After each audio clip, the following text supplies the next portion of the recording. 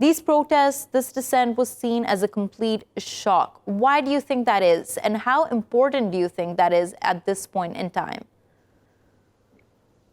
The reason why the protests are seen as shocking is because of the unprecedented repression of the Sisi regime. The past couple of years, really the last 3 years, have been marked by extreme repression in terms of mass arrests, disappearances, extrajudicial killings.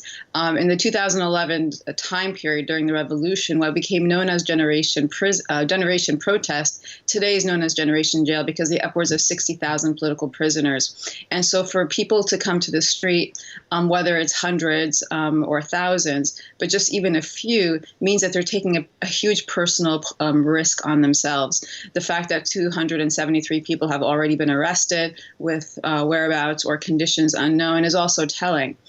So on one hand, it is surprising that people would risk their lives to that extent to protest. On the other hand, it's not surprising because of the social, political, and economic repression that Egypt has endured in the past couple of years. If you look at the economic level, the average age in Egypt today is 25 years old.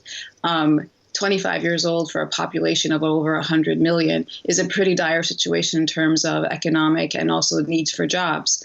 Now, when the situation is such that the population is so young and the internal debt of Egypt has tripled and the external loans have tripled and GDP growth, while 5%, doesn't really trickle down to the average Egyptian. On the other hand, rather, the average Egyptian's income has declined, and with extreme austerity measures and a rising price of basic goods, you can tell that the society has been choked to a certain extent.